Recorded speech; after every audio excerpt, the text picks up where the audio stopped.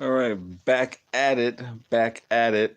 Had a little thanks for tuning in. Wasn't quite sure if I was heard on the other one, and then I hit too many damn buttons, and I don't know what happened. So, back at it, the Double RT Boxing Show. I'm your host, Mr. A. We are live, 6 a.m., starting the morning trifecta here. I'm your host, Mr. A. Now that the month of November is officially close to halfway done, we are not left with much boxing events. There are a few, well, there's more than a few fights left, but I would say as far as boxing cards, there's probably two main ones. That's this Friday and the 16th. You got Maurice Hooker taking on saucedo, and the undercard with Igis Kavalaskis taking on Roberto Areza. Uh, that should be an interesting fight. You got the WBO, what was that, light 140? You got the super lightweight title with Hooker taking on Saucedo, and then the 17th, the following day, you got Big Baby Miller's card. So it's gonna be very interesting to see where exactly this Big Baby Miller thing goes, because to be honest, he's it's tough with Big Baby Miller because he talks a lot of shit, tries to get a lot of um, title fights with his mouth and not his actions. So it's real. So I'm trying to log into box rec here to find out exactly who is on that Thurman card. Not Thurman card. Uh, Log in that Gerald Miller. Now it is Gerald Miller taking on a Bagdu. See, like I said, we got Maurice Hooker coming up on the 16th. The 17th is a fight I'm looking for, but it's not maybe besides just a Gerald Miller card. It's funny that BoxRecs don't even have that card listed. It has Kerman Laraha taking on Frankie Gavin. That's the fight I'm interested in. Like again, the Double RT Boxing Show. That's what we do. We talk about the other guys in the rankings. And Karam, he's the one who defeated Bradley Skeet in a second round knockout. He beat his ass pretty bad. Took the European. His nickname is the Revolver. So he knocked out Bradley Skeet. And he's taking on Frankie Gavin for the European welterweight title. And Karam himself, he's ranked like number 5 in almost 2 or 3 of the sanctioned bodies. So this is going to be a big step up for him. Again, you got a Quattrilo Abdul Kakarov. He's trying to get his big step up. So this is the time when you're going to start seeing a lot of the who the hell are those people getting their title shots. They've been fighting for about 2-3 years now, and they finally reaching that top 5, top 6, and it's getting to that point with the elites. Someone in the elite is going to have to give one of these guys the shots and saying who the hell are they, and most likely I'm thinking it's going to be Terrence Crawford to probably fight some of these guys, because you figure Usyk, not Usyk, Ugas, Udonis Ugas, he's probably like the best known unknown guy. He did his job.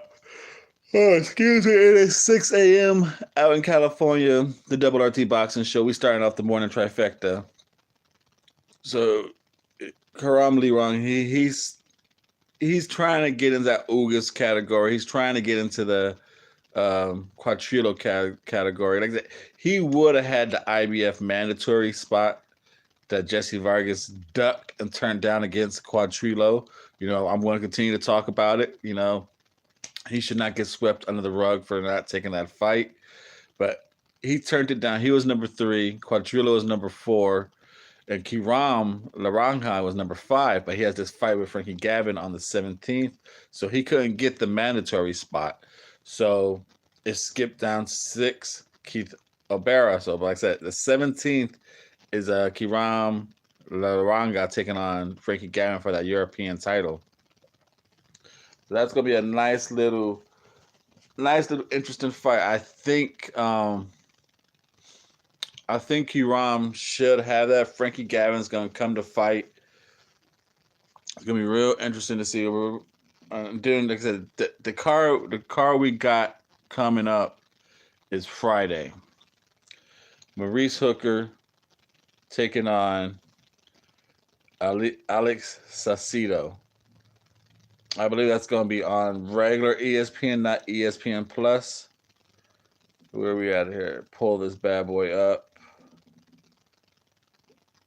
We're going to pull that up. Now, this is interesting because this is the only champion, Maurice Hooker, not in the WBSS Super Lightweight Tournament. Nice and early. Bob Arum did a nice job of stopping this. He ordered the WBO to go through with this fight, and he ordered the mandatory, stopped it, and it was, like I said, that's the main event. On the undercard is Igis Kavalaskas taking on Roberto Arizaz. Should be an interesting fight because Roberto, in a 10-rounder, has power in both hands. It's good hand speed. He's there to lose. He's there to be an opponent. Like we saw how we talked about it plenty of times before right here on the Double RT Boxing Show. And now it's starting to make the conversations we talked about is starting to make some noise, starting to get some light shined on it. Who in the hell is Terrence Crawford going to fight at 147 in the WBO bracket? Top Rank don't got no fighters over there. And now it's starting to come around. Igis, right here on the Double RT Boxing, we talked about it. We talked about it. We were like, okay, he has Igis, he has Best Butin, and I thought that Alex Saucedo was going to get brung up from 140 to 147 because Top Rank was fighting thin over there. And for the longest time, Top Rank had a Konstantin Paramarev. So I thought he was saving. I thought Top Rank was saving Konstantin for Terrence Crawford's first title defense. Because for the longest time, Konstantin was just quiet. He kept turning down Spence fight. He'd get another Spence offer. Konstantin would turn it down. So I'm like, okay, he's turning down the Spence fight. Bob Arum is going to save his record, save that O for Terrence Crawford. But eventually, by the time Terrence Crawford moved up, Konstantin and Top Rank, they split ways. So like, shit. That was one nice undefeated fighter that we could have gave to Terrence Crawford. Now we need another fighter for Terrence Crawford. And along comes Igis, Best Butin. You got Rashidi Ellis.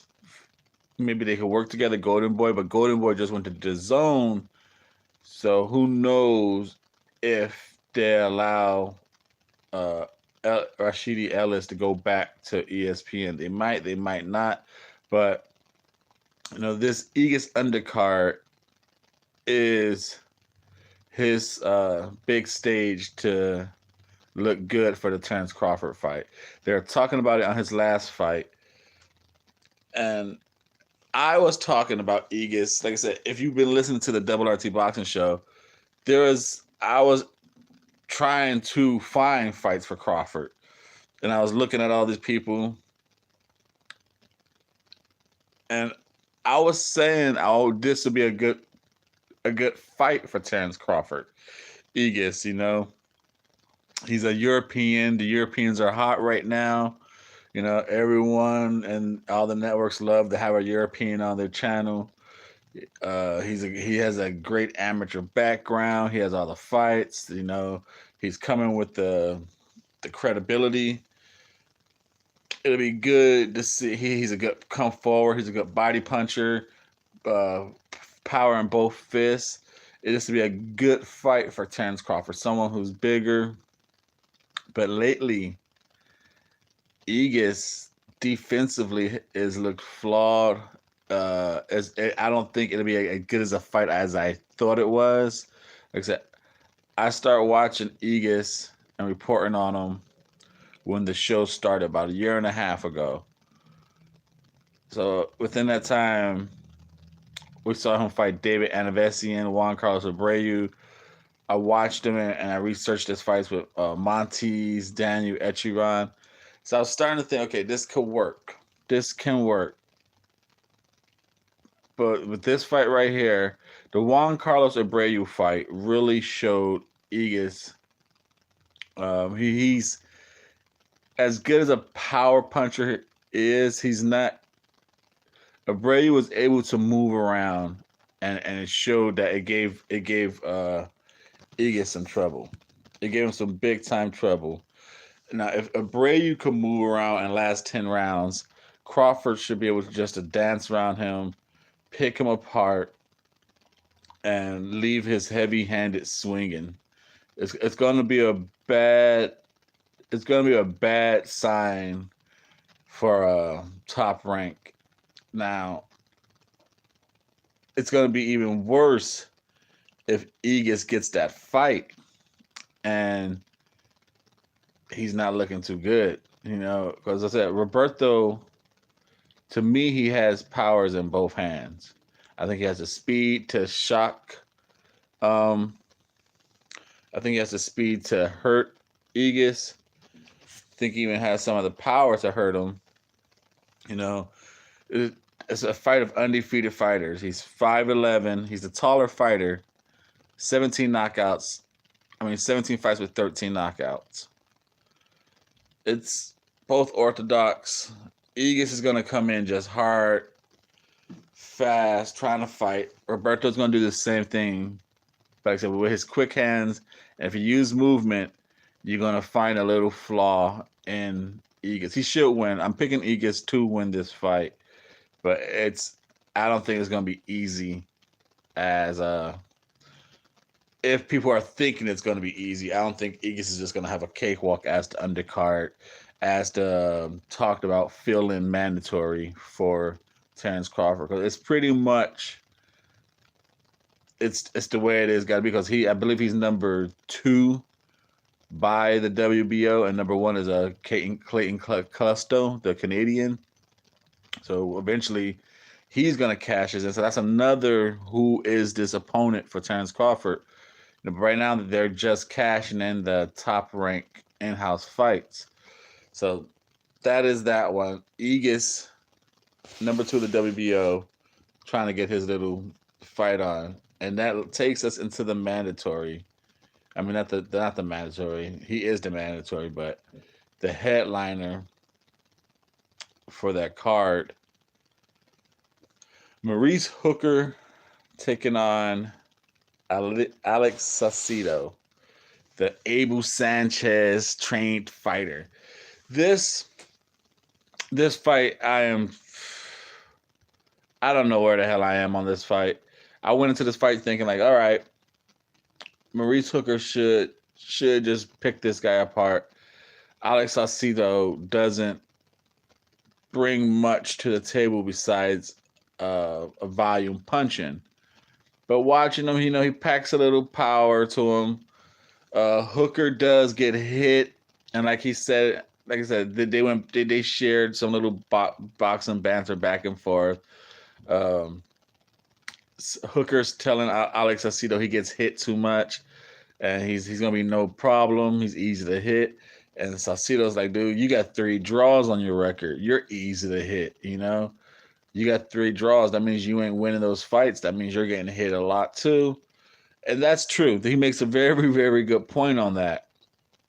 If Hooker got 3 draws, that means he's being touched and he's not doing a very good job to secure those victories. Now the power is gonna Hooker is to me the better boxer, the cleaner boxer. You know, the very simple technique, jab, jab, 1-2, 1-2, spin around, use the movement, while Alex, he throws combinations, the 1-2 with the left hook to the bodies, putting pressure on you. So it's gonna be, is the greedy pressure fighter going to be able to put the pressure, bust the pipes of the more local, move around, smooth boxer? That's what this fight comes down to. Hooker versus saucedo, the super lightweight champion, the WBO, the only champion who's not in the super tournament, the World Boxing Super Series. I'm gonna go with. See, this is a scary one, folks. Oh man, like I said, the show's just started. It's a young show, the Double RT Boxing Show.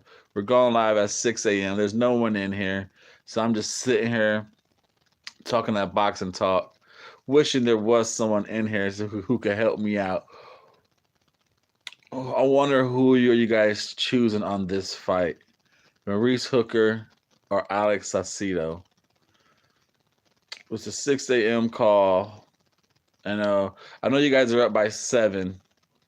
So hopefully as this show starts to grow, we get some more people in the audience here. You know, because this is a time I can make consistently. Just hopefully I could get a consistent audience to support the show. Because I don't know, I want the show to grow. But if no one starts to come, it's like, why even grow the show and just do taped? I just do taped videos of the show. But we'll give it a try for about a week or two. See if there's an audience at 6 a.m. If not, hey, I could just sleep in and just make tape editions until my work schedule allows me a more consistent time to go live. You know, I could go live at 10 a.m., but not every day. You know, I could go live at midnight, but not every day.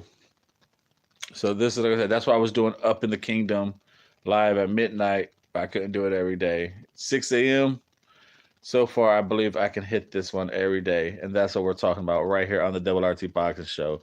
We're talking 6 a.m., eggs, bacon, and boxing. Morning boxing talk right here, the Double RT Boxing Show. I'm your host, Mr. A. And let's go with, I think Maurice Hooker should, oh man, this is tough. Like I said, part of me is 50-50, man. I might, I don't know who I'm going to choose on this one. I still got time to make my prediction video, and that's because I said I got Alex Saucedo with the pressure, who does throw hits. You know, he throws good body shots. And you got Hooker, who's going to be moving around the ring with that range, 71-inch range. Will he be able to pick Alex off? But Alex, you know, we saw Alex against Lenny Z. He could take a hellified beat and just keep coming. I don't think Maurice Hooker is going to be hitting Alex as hard as Lenny was. So he's going to have to keep a lot of movement to keep Alex off him with the 1-2 jabs. Will Alex be able to just walk forward, break that body down, take the power of Hooker? Great fight for a little unknown people. Very interesting. Very, very interesting. And like I said, and then there is a Showtime card with Jarrett Ennis, Kenneth Sims Jr., Arnold Kiga. On that fight card, the only one I'm really interested in is that Arnold Kiga. The super bantamweight division is finishing really, really strong this month. There's like 7 super bantamweight fights. That's one of them. You got, and then in December you got Dogbo and Joshua Greer coming up. So it's really, if you're a super bantamweight fan, you know, it's pay attention to how November is finishing up. We will go over those super bantamweight fights in another episode. Now we're just gonna pull up. We're gonna pull up the other. Like I said, also coming up on the 17th, you got the cruiserweight. I think he's number 2 by the WBO. Firat Arslan. I'm kind of sick of this guy. He's like 44 years old. He's just hanging around there trying to get some type of title shot that he can. It's the Intercontinental Cruiserweight title. Someone just needs to get this guy out of the picture, give him a shot, beat him up. You know, he's old man comes in shape. Sometimes, like I said, for all the people who are sick and tired of the old people just standing around, you got to get them out. You got to get them out. Also on the 17th, again, super bantamweights. Like I said, there's a lot of super bantamweights fights throughout the November finishing up. I told you, you got Arnold Kiga. He's ranked, I think, like number 9. Then you got fucking Diego De La Hoya, who's ranked top 3 across all boards. He's fighting Indixia Perez. It's for the NABF super bantamweight title. Is the WBO NABO super bantamweight title. I said that WBO is the one you got to pay attention for, because that he's number 1 towards Isaac Dogbo, and Isaac Dogbo fights on the 8th. So De La Hoya is getting ready. He's getting ready to fight Dogbo, which should be very fucking interesting. Very interesting. Dogbo is no joke. We talked about on the 17th, Kira Laraga taking off Frankie Gavin. Like the 17th has a lot of fights on it. If you're like into the other weight classes, they got some bantamweight fights. They got some minimum. If you're into the smaller weight class, November still got some fights sprinkled out through there. But I said the main cards themselves are probably the 15th, the 16th, Maurice Hooker. And we're pulling up right here. The 17th should be coming up right. Where are we at here, folks? This one in Kansas City. Kansas City, USA. Headline Gerald Miller, Matchroom USA Boxing. Now, if you are wondering why Kansas City, it's because of one of the underlying fights. It's Brandon Rios. Brandon Rios is a Kansas City boy. You know, and I'm noticing that's what Eddie Hearn has been doing. He's taking these small city fighters. Excuse me, 6 a.m. the Double RT Boxing Show. And I fucking did a late night workout. And then like, oh, you know, fuck it. I need laundry done. Let me do my laundry like at fucking 1 in the morning. Oh, I just work out. I got a little sinner in here. I'll work out till my clothes are done. And then trying to wake up to do this show. Fucking tired. But the Double RT Boxing Show. Eggs, bacon, and boxing. Talking about boxing in the morning. The Double RT Boxing Show. I'm your host, Mr.A. Thank you for watching this on the replay, because no one is tuning in. 23 minutes in, no one's here. You know, support the show. When you watch this on the replay, support the show. Support it. Like I said, I do this for about a week or two, see how it goes. If no one's supporting the show, then hey, we just go back to just taking tape sessions. And the live, we'll work on a live another day. Like I said, I'll start tweeting them out right now. I'm not tweeting saying when I'm going live. I'm just trying to see if anyone comes in here. Maybe around, I'll start tweeting. I'll start giving a heads up edition that I'm tweeting. I tweet that I'm about to come on 10, 15 minutes. But I'm noticing when I was going live on the UK, I didn't get many people then. I understand I'm a small show, but I got more watch replay. You know, I got replays on the UK live edition shows than I do the state morning shows. Come on, state, support me out here. This is your show. I'm just your host, the Double RT Boxing Show. Now, back to the 17th. We got Matchroom USA Boxing. Oh boy, this is a tough card. This is a tough card. You figure the 4 main fights. You got Clarissa Shields taking on Hannah Rankin. And that is for the Clarissa Shields 2 middleweight titles, the IBF and the WBA. Now, she was scheduled to fight Christina Hammer, who has the WBC and the WBO middleweight. It was set up for an undisputed fight. But as I'm looking at Christina Hammer, I don't know if she got sick, got pregnant. I don't know. I heard both things out there. But right now, in the press conference, Christina Shields said Hammer got sick, so we just roll with sick. She gave up one of the belts. So Christina Hammer only has the WBO. This fight is going to have the WBC belt on the line. It's vacant. Christina Hammer gave it up. So if she wins this, Clarissa Shields being she's going to have 3 belts. Of course, it's a 10-rounder. Hannah is 5-2. Now, I haven't done much watching on Hannah, so we're going to do a breakdown prediction on that one. But, obviously the favorites are Clarissa Shields. She's big expectations. So that's kind of thinking as a one-sided fight. We got one person in the house. Thank you for tuning in. Appreciate it. Who are you? If you care to state your name and hit that thumbs up, support the show. Secondly, the reason it's in Kansas City itself, we have Brandon Rios taking on Ramon Alvarez. That fight is nothing. It's Brandon Rios is gonna get paid. He's gonna stay active. But this fight, like I said, you gotta remember, Brandon Rios was trying to fight Victor Ortiz until Victor Ortiz got into this whole rape charge, sexual dispute thing.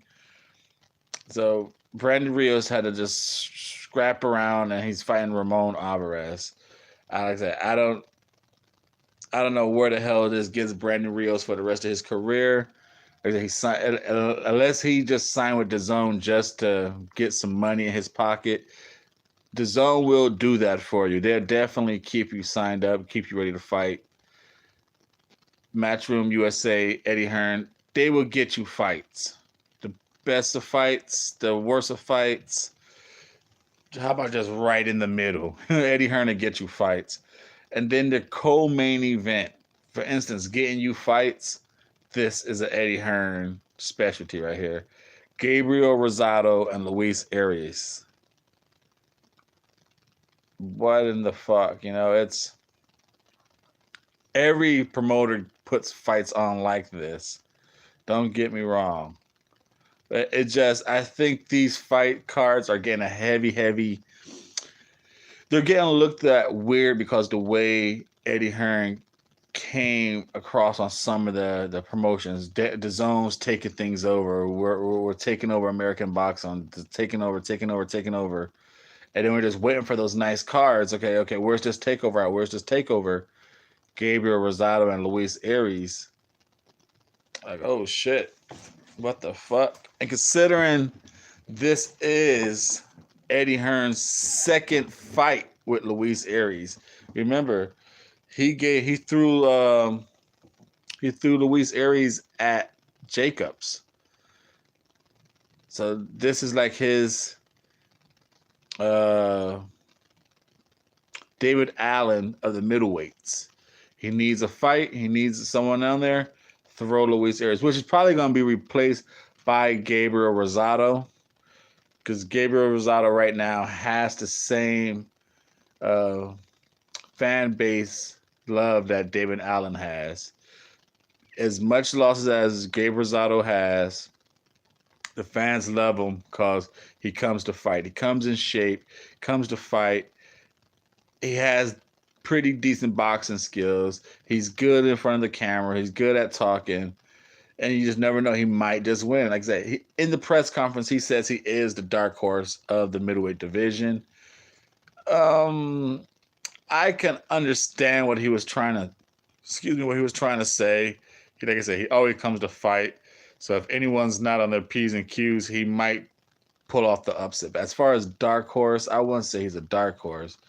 You know, to this day right now, to me, the dark horse in the middleweight division is Charlo. Until he gets that significant win and someone fucking fights him, he's that dark horse, you know, because you had Billy Joe Saunders, you had Dimitri Andrade. Everyone said Dimitri Andrade was the good from 154. You know, they kind of gave him the passage and not the champion, IBF champion, former IBF champion Jamal Charlo. And now Jamal Charlo is still out there as that dark horse. So then you go up to the headliner, Gerald Big Baby Miller versus Bogdan Dinu. And this is going to get sad because who the fuck is Bogdan Dinu? And the thing is, it's real tough because I'm going to catch a lot of shit on this one. You know, Mr.A always does. The Double RT Boxing Show always catches shit. You know, and as the show gets bigger, as we start going live more, and hopefully this one person in the studio with me gets joined by many other audience members, we know we talk about ranked fighters, you know. And the reason why I'm actually happy for this fight, you know, it could be I'm just a boxing lover and I talk myself into liking fights, or is it the truth, you know? We want to see the best fight the best, and damn it, I want to see Gerald Miller fight someone else. But at the same time, this is a step up from his previous fights, his walks, his duopois, his Amadak. This guy is a currently top 10 fighter, Bogdan Dinu. He's fighting a definitely a top 15 ranked fighter, so he's in the rankings. Gerald Miller is doing that. So it's like, okay, since he is fighting the ranked fighters, it's hard to bash him on this fight. It's real hard to bash him. You know, all his other fights, he was fighting people old, not in the rankings. We're gonna find out exactly where he is ranked at. So it's we always talk about the best fight the best, and when it happens, we don't credit it. And like I said, no one's gonna credit this Dinu fight and Gerald Miller. I do not. It has a potential in Kansas City. You know, I don't know how big of a. And like I said, I was watching Boxing Squared, and if you like heavyweights, go check out Boxing Squared. He's all over the heavyweight news, and he's talking about how this fight is not doing too well, not selling too many tickets.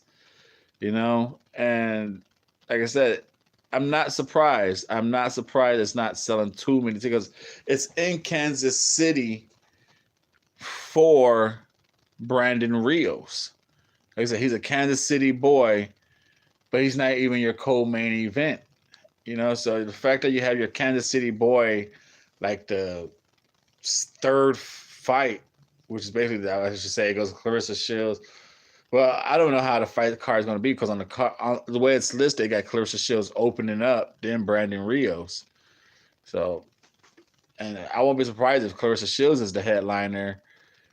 And I mean, Gerald Miller and your co-main event is Clarissa Shields, then Rosado, then Brandon Rios. So Brandon Rios, your Kansas City boy, is not a high name, and he's not selling tickets. He's almost punch drunk, you know.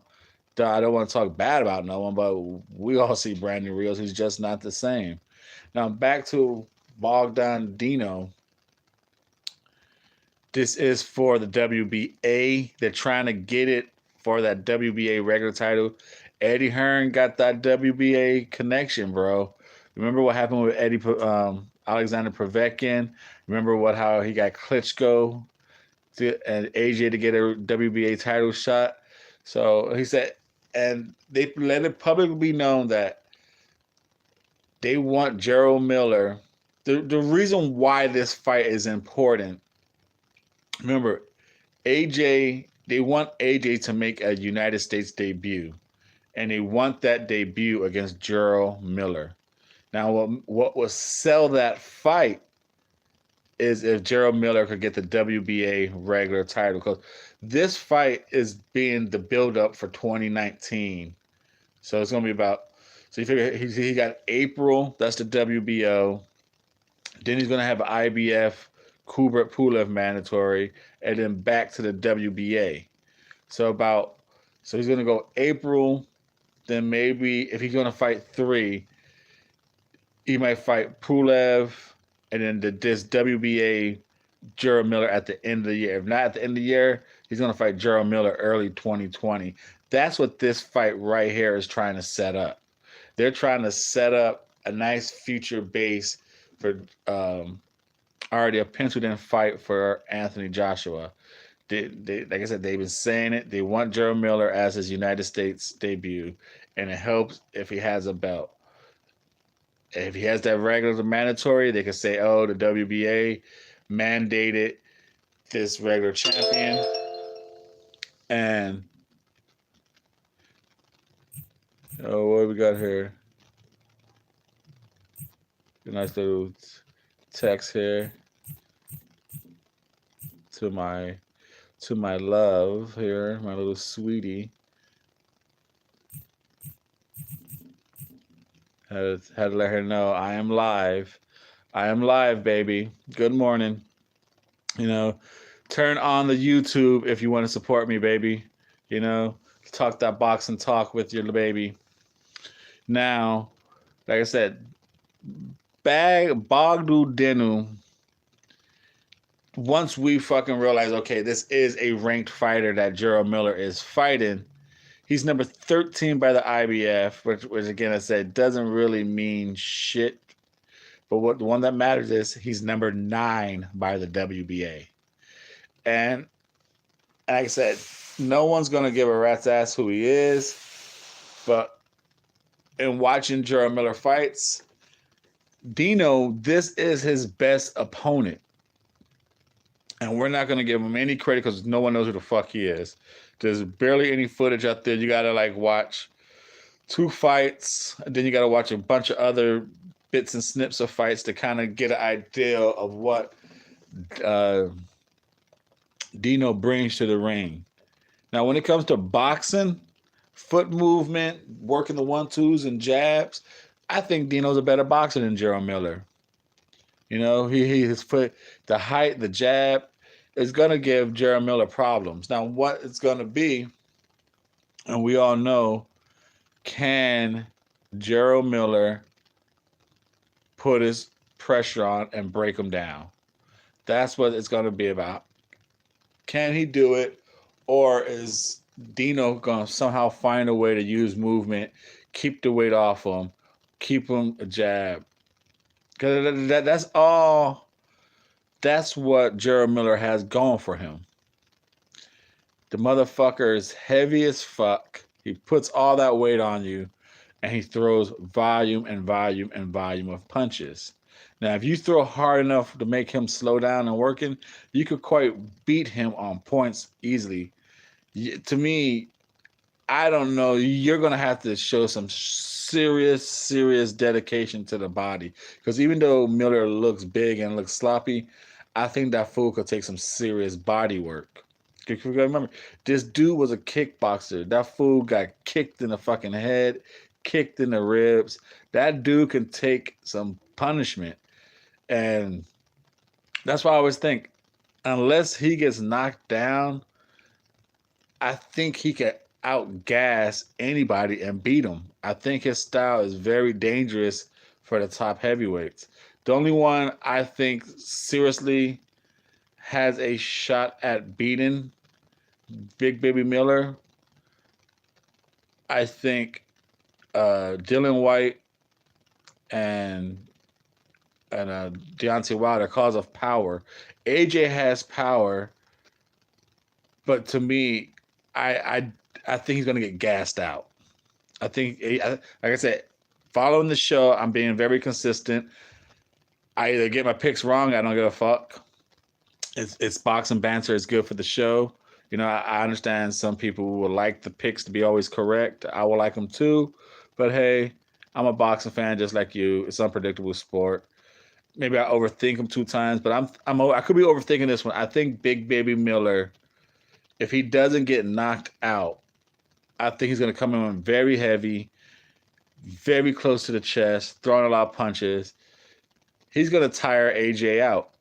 AJ ain't gonna be used to all this fucking weight, trying to push this dude off him, moving around the ring, and I think AJ is gonna get tired, and it's gonna be like a oh my god, like are we actually witnessing this?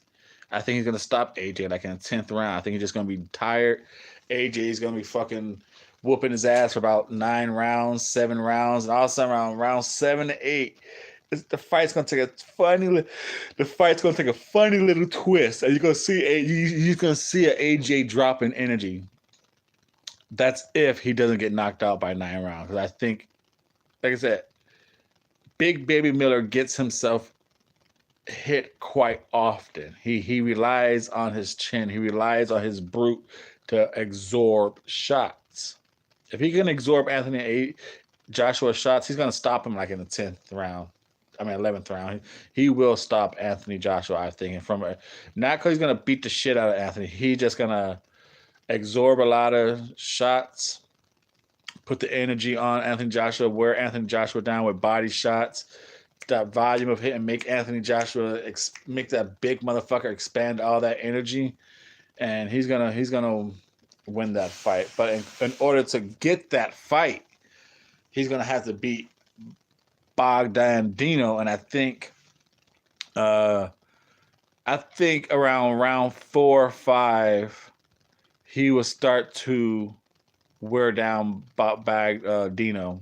Dino, I think, like I said, by far Dino is the best boxer competition he has faced. He's better than Gerald Washington. He moves better than him. He has quicker hands than Gerald Washington. He has quicker hands than Almadat Thomas. You know, Thomas is just a shell of what he used to be. Now, back in the day, Thomas was better than Danu, but right now, Danu is the best competition. Fastest hands, faster feet work, combinations are good to go. Like I said, this is a good fight. I'm intrigued by it because sad, like I said, sad to say, but this is Gerald Miller's by far his best competition, and I want to see where it goes, what kind of competition he is gonna have. So that is the 17th card. It's not a great strong card. It is not. You know, it's that Matchroom USA doing it. Now, what I will say, speaking of Matchroom, they just made a nice little noise. And like I said, Eddie Hearn, I give him kudos for keeping busy. That's as soon as I heard about him coming over to USA Boxing, that's the big thing I was happy for. I'm like, okay, the motherfucker, whoever signs with Eddie Hearn is gonna stay busy. And that is a good thing. Maybe it's not always the best competition. And that's why Jacobs went to DAZN. He said he wanted some busy fights. That's why you heard Gerald Miller go. That's why you had Tevin Farmer go over there. And Tevin Farmer is already having his second fight on DAZN. He just got added to the Canelo card of Rocky Fielding. He's taking on Francisco Fonseca. A great fight. Like I said, eventually he's fighting. He's gonna have to come to Jonah Corral. That's the fight I really want to see for Tevin Farmer. You know, because Jonah comes and put a boot in your ass. He could take an ass whooping. Even though I picked Farmer as to lose against Tennessee. I thought Tennessee just had the reach and the height to do something, but no, Farmer looked really good. Like he said, he started late. He learned on the job, and now he's just now starting to learn how to punch like a champion. Before he was boxing like a boxer. Now he's learning. He's learning finally to punch, fight like a champion, not box like a boxer. So kudos to him. Kudos to his trainer. Ground up, sticking with hard work, dedication, and now the ass whoopings are starting to commence. Now, I didn't think he'd be able to beat Jono, but watching that last Tennessee fight, I think he could beat Jono, even though I'm slightly. Oh man, I used to think Jono had that fight just with power work and just wear down power, but watching uh, Farmer's power improve, I think he's gonna use footwork because Jonah's gonna come forward, throw bricks, and I think he's gonna use that footwork, that spin out to the right to beat Jonah. It's gonna be a closer fight than it's gonna be not as close as a fight as I thought it was gonna be, but it's gonna be entertaining for like 5 rounds. But I still want to see him fight Jonah. If he could beat Jonah convincingly the way he beat Tennessee, that'd be fucking great. But I think Jonah's gonna be a good fight. But I went from Jonah beating Farmer to Farmer slightly beating him. But I could switch back and forth on that one. I think that's a really, really good fight. I want to see that fight. I can see Jonah his next fight and be like, oh shit, I'm sold on Jonah again. But that to me, that is the fight for 130. Like I said, right now, December 15th, Farmer got added to that card. So it's that card is pretty fucking stacked to December 15th. If we could pull that up. Where is that up? We're gonna take a long time to get to that shit. But it has Rocky Fielder and Canelo. That's the main event. Where are we at here? December 15th. It's gonna take a while to get up on that bitch. Damn, now I'm all in February. I'm just fucking up here. Fucking up right here on the Double RT Boxing Show. I'm your host, Mr.A.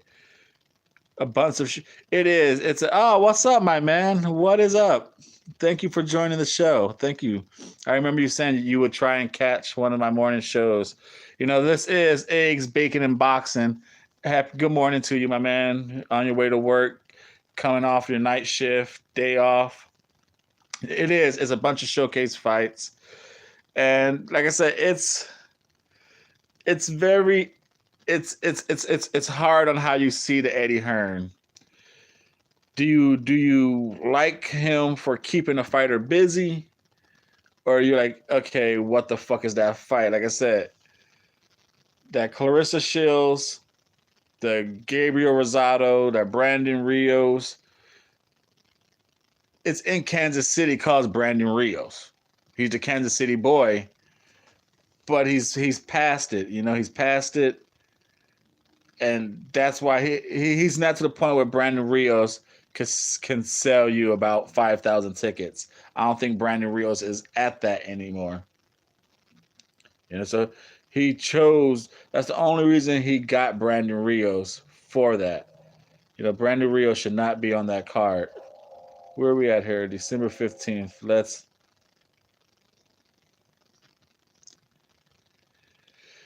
Yeah, that is the consequences for that. He burns him out. That is very, very. You can make a very good argument for that. The fights that he gets him so addicted to money. He talks it in the air like, "Oh, I can get you another fight, brother. I can get you another fight. I can get you another fight." And you make a perfect example. Ritson, I think Ritson just went into his fight overconfident. I think Ritson thought he was going to beat the shit out of Homeboy. He didn't think Homeboy had that movement, and he put that. I think he shocked Ritson. Now, as far as David Allen, I think he is slowly wearing down David Allen, and the fact that David Allen is just a a sack of potatoes. He's not going in there serious. He's not going in serious training. It could be some serious problem for David Allen's health in the next couple of years, because his last fight against that Argentinian is like, it went from entertaining to watch to like, fuck, dude, these guys are hitting the shit out of each. Like, as a fan, you sit there and you start watching, like, dude, this is sad to watch. It's like, and David Allen just has that like appeal, because you like fighters who's gonna entertain you. You know. Let's see here. That's my little love right there. She's over here talking that boxing. Like, oh, you're talking boxing? Yeah, baby, I'm talking boxing. Talking boxing. Like I said, December 15th. This is a nice card. As I don't know how a lot of people feel about that Saul Alvarez fight taking on Rocky Fielding. But you got to remember why he is going. It's a bigger picture of why he is fighting Rocky Fielding. People are just looking at Rocky Fielding and like, what the fuck is this fight? You got to remember, 168. He gets another belt, but who is at 168? Roberto Ramirez. I'm telling you, that is what this move up is for. Do I think he's going to stay away from Charlo at 160? Until he gets mandated to fight Charlo, yes, he's going to stay away from him. He might even drop the belt. He don't give a fuck about belts. We know that. We have 3 people in here. Can we kindly get 3 thumbs up? Support the show. How you doing there, Mr. Morgan? Yo. Thank you for joining in. Like I said, Rocky Fielding is just a step up for Canelo. At 168, you could say he's going for the WBA super. He's going. See, they have it. It's the world super middleweight title. He's not fighting Kellen Smith. He's fighting the regular champion. But to me, this fight is nothing but a feel out the body, get your body used to 168, and then try and fight Roberto Ramirez. 2 big ass Mexicans that's big in Mexico. These ain't American Mexicans. These are straight Mexico Mexicans. So this is that would be a true big ass Mexican rivalry. Roberto Ramirez and Canelo Alvarez. You put that in September, and not in Vegas, but put that shit in September, like down in Texas, Cowboy Stadium. That would be a big ass fucking fight. A big ass fight. Like I said, this is the December 15th card. So the Alvarez. We're talking about it because Tevin Farmer just got added to that card. He's taking on Francisco Fonseca. And we got 5 people in here. Can we get 5 thumbs up? 5 thumbs up. Small show. 6. Thank you for joining. You guys are joining in at the end of the late show. The show is almost over, but thank you. This is the new time slot. The Double RT Boxing Show will be on at 6 a.m. Monday through Friday. And if it gets a weekend show, you will get a notice on Twitter at RRTB Show.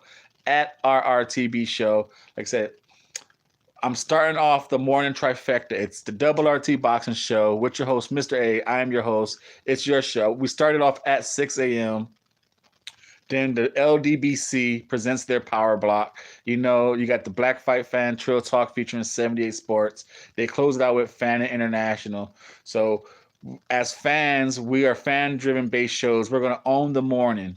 We don't know each other, but we're gonna work this boxing thing out as a trifecta. The Double RT Boxing Show, 6 a.m. The LDBC Power Block starts from 7 to 9.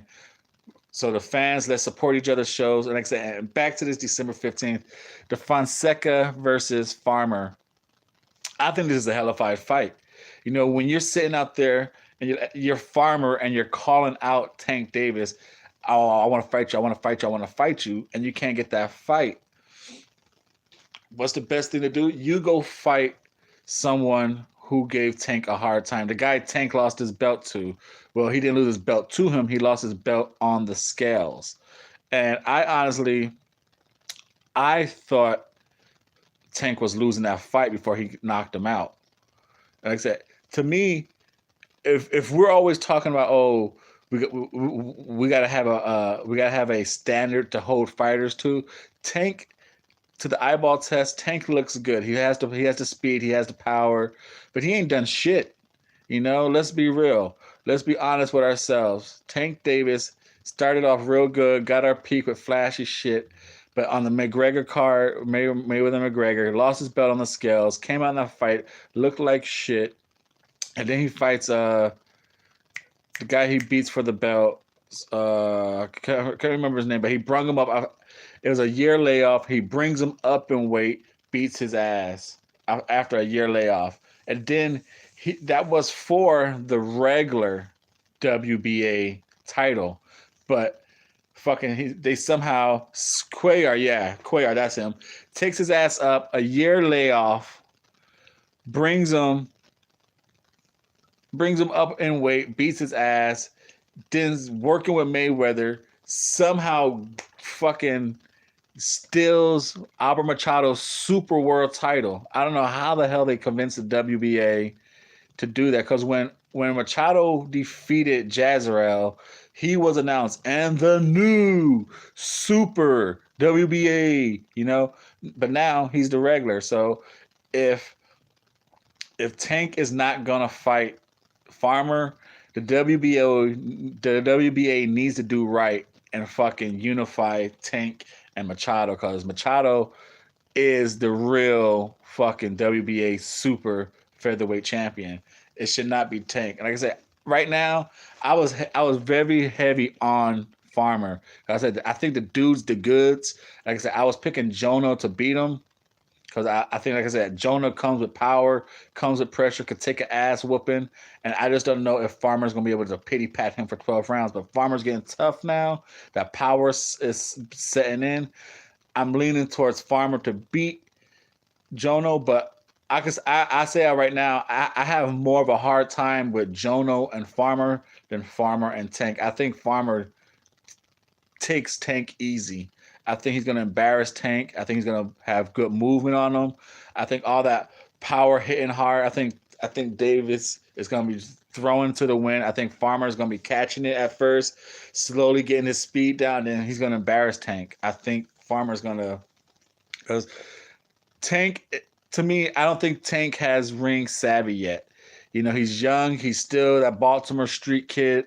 I think you could frustrate him in the ring. And I think Farmer is going to do that. He's going to use the attention already there. He's going to frustrate Tank. He's going to pity pat him, make him miss, start holding him, getting in close. It's going to. Ooh, that's a good one. Ito and Jono.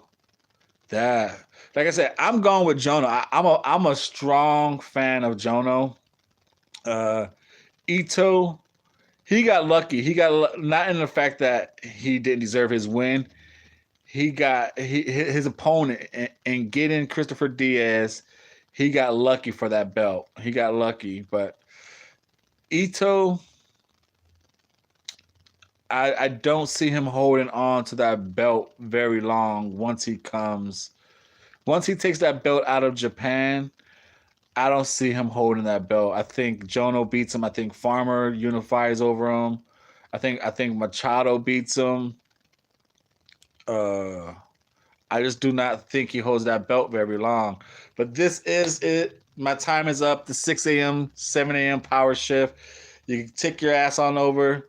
Like I said, support the trifecta, 6 a.m. to 9 p.m. It's 9 a.m. You got the Double RT Boxing Show. I'm your host, Mr. A, 6 a.m. to 7. Go over to the LDBC, 7 to 9 power block. You got the Trill Boxing Talk, closed out by Fannin. Thank you for your support. Tune in again tomorrow, 6 a.m. Hit the thumbs up. Go watch the Double RT Boxing Show for all the recaps, the shows you done missed. I appreciate your support. See you on the next one.